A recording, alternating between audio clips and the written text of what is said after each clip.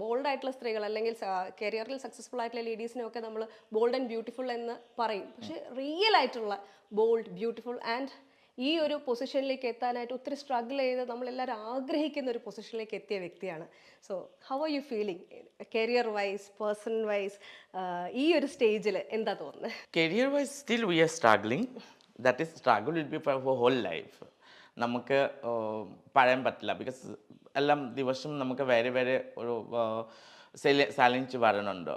So നമുക്ക് അതനുസരിച്ചിട്ടാണ് നമ്മൾ മുന്നിട്ട് പോകുന്നത്. ദ സെക്കൻഡ് തിങ്ക് സക്സസ്ഫുൾ പറഞ്ഞില്ല, I think still I am a struggler. Obviously എനിക്ക് ഞാൻ ഒരു 300+ ആർട്ടിസ്റ്റിൻ്റെ കൂടെ ഞാൻ വർക്ക് ചെയ്തിട്ടുണ്ട്, മൊത്തം celebrities all over India. So അതനുസരിച്ചിട്ട് ഒബ്വിയസ്ലി സക്സസ്ഫുൾ ആണ്. പിന്നെ ഹാപ്പിയാണ്. പേഴ്സണൽ ലൈഫിൽ ഒബ്വിയസ്ലി ഭയങ്കര ഹാപ്പി. ബിക്കോസ് എൻ്റെ ഫാമിലി, എൻ്റെ രണ്ട് അനിയനുണ്ട്. പിന്നെ എൻ്റെ ഫ്രണ്ട് സർക്കിൾ. സോ ഇപ്പോൾ ഫ്രണ്ട് സർക്കിൾ പറഞ്ഞാൽ നമുക്ക് ഭാവന ഉണ്ടോ, മഞ്ജു ചേച്ചി ഉണ്ടോ, രഞ്ജിനി ചേച്ചി is very close to because is മൈസ് ലൈക്ക് എൻ്റെ ചേച്ചിയെ പോലെ. പിന്നെ എൻ്റെ ഫ്രണ്ട്സ് ഉണ്ടോ, ബെസ്റ്റ് ഫ്രണ്ട് ആയിട്ട് ബബ്ബി ഉണ്ടോ, പിന്നെ അങ്ങനെ ശശാങ്ക് ഉണ്ടോ. So Vikas is very close to me. Ranju, obviously, നമ്മൾ സിസ്റ്റേഴ്സ് ആണ്. So there is no differences me and Ranju.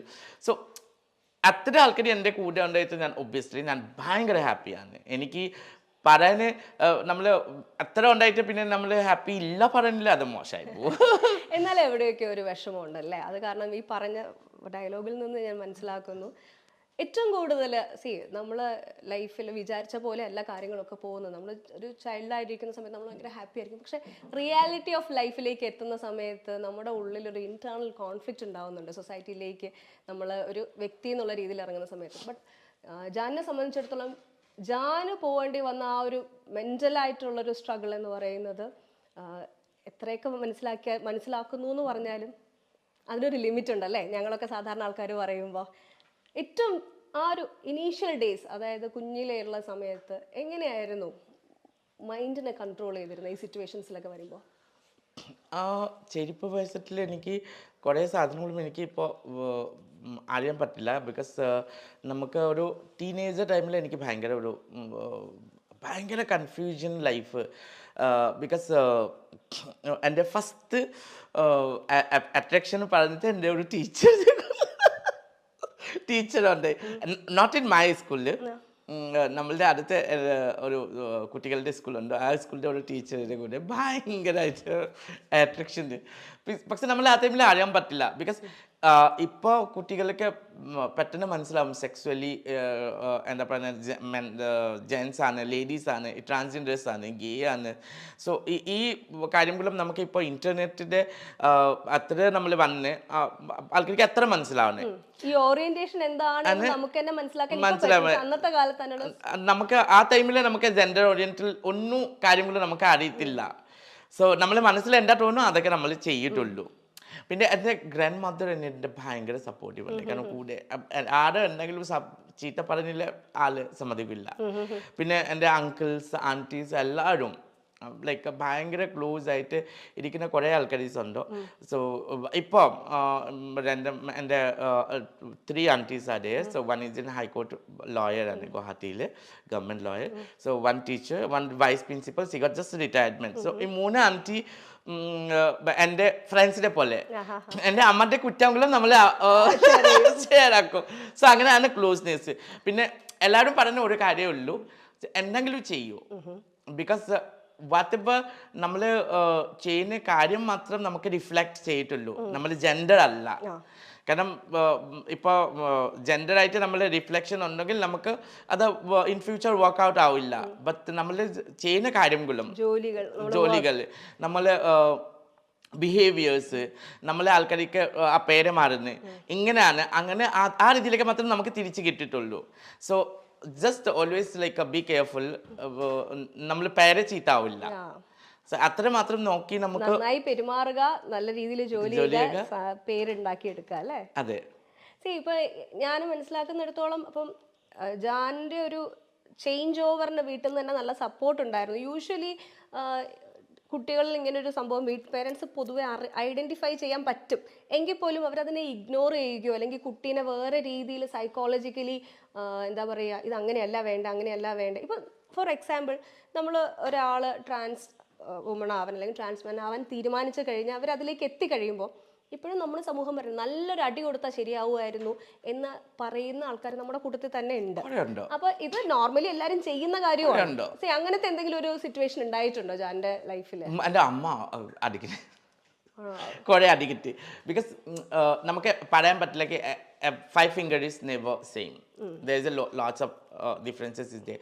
Because my brother, when my younger brother, second one, when he is going to school, so അവന്റെ friends കുറെ പറയും ഇങ്ങനെയാണ് നിന്റെ ചേട്ടന് പറയുന്നത്, പിന്നെ ചേച്ചിനെ പോലെ അങ്ങനെ മനസ്സിലാവില്ല. അവനെ വീട്ടിൽ വന്നിട്ട് പ്രശ്നമാക്കും. പിന്നെ മമ്മിക്ക് ദേഷ്യം വന്നിട്ടില്ല, മമ്മി എന്നെ അടിക്കും. പക്ഷെ അച്ഛൻ ഓപ്പോസിറ്റ്. അച്ഛൻ പറയുന്നത് അങ്ങനെ ചെയ്യണ്ട കുട്ടികൾ. അച്ഛന് ഇന്ന മോഡല് നമ്മളെ 3 കുട്ടികൾക്ക് ആർക്കും അടിച്ചിട്ടില്ല. ദേഷ്യം എത്ര ദേഷ്യം പിടിക്കില്ല അച്ഛന്, എന്തെങ്കിലും വേണോ അത്രേ ഉള്ളൂ. അത്ര അത് ചിരിക്കും.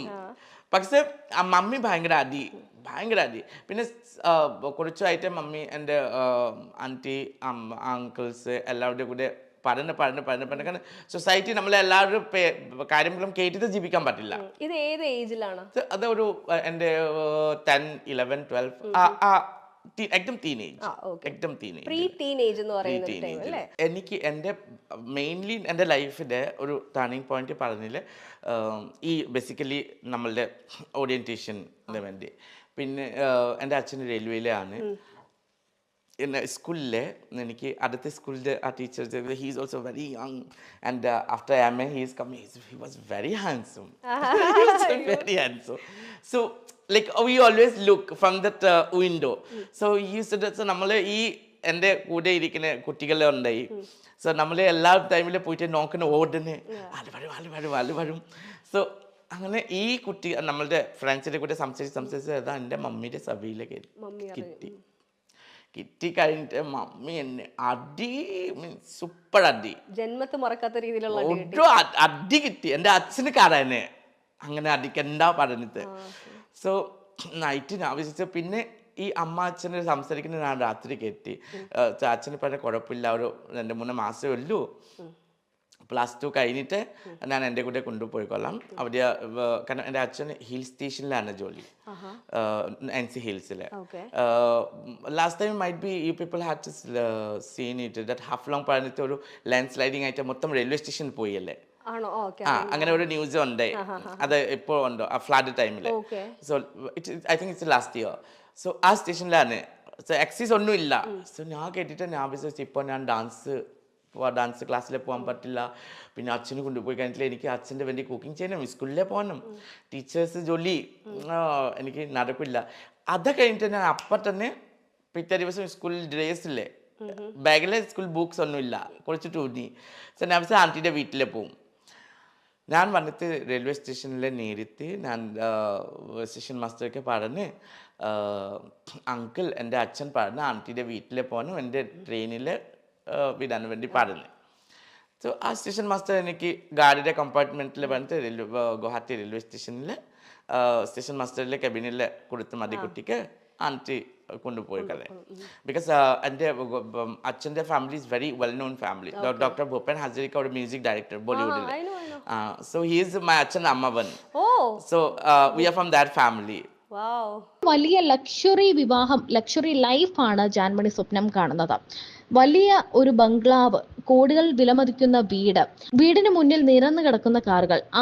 ഏത് കാർ വേണോ നമുക്ക് ഇഷ്ടമുള്ള കാർ എടുത്തുകൊണ്ട് ഷോപ്പിങ്ങിന് പോകാം, പൈസ നോക്കാതെ ഷോപ്പ് ചെയ്യാം, സ്വർണം വാങ്ങുക. തനിക്ക് ആഗ്രഹമുള്ളപ്പോഴൊക്കെ തനിക്ക് സാരിയും സ്വർണവും വാങ്ങണം. അതാണ് തൻ്റെ ഏറ്റവും വലിയ ഡിമാൻഡ് എന്ന് ജാൻമണി പറയുന്നു. എന്നാൽ വിവാഹം കഴിക്കാൻ തനിക്കൊരു പ്രശ്നമുണ്ട്. കാരണം തൻ്റെ മുറിയിൽ വേറൊരാൾ കയറുന്നതോ തൻ്റെ കട്ടിലിൽ വേറൊരാൾ കിടക്കുന്നതോ തനിക്ക് ഇഷ്ടമല്ല. വേറെ എല്ലാം താൻ ഷെയർ ചെയ്യും, പൈസ ഷെയർ ചെയ്യും, ഫുഡ് ഷെയർ ചെയ്യും, അങ്ങനെ എല്ലാം ഷെയർ ചെയ്യുന്ന ആളാണ്. പക്ഷേ തൻ്റെ മുറിയോ തൻ്റെ കിടക്കയോ മറ്റൊരാളുമായി ഷെയർ ചെയ്യില്ല എന്നാണ് ജാൻമണി പറയുന്നത്. അങ്ങനെ ഒരു പ്രശ്നം തനിക്കുണ്ട്. അതുകൊണ്ട് തന്നെ വിവാഹത്തെക്കുറിച്ച് പറയുമ്പോൾ അതൊരു വലിയ പ്രശ്നമാണെന്നാണ് ജാൻമണിയുടെ പക്ഷം. ഇങ്ങനെയുള്ള ജാൻമണി എങ്ങനെ വിവാഹം കഴിക്കും, എങ്ങനെ പ്രണയിക്കുമെന്നാണ് ആരാധകർ ചോദിക്കുന്നത്. എന്നാൽ തനിക്കൊരു വിദേശിയെ വിവാഹം കഴിച്ച് ഒരു കോടീശ്വരനെ കല്യാണം കഴിച്ച് സെറ്റിലാവാനാണ് ആഗ്രഹം എന്നാണ് ജാൻമണി പറയുന്നത്.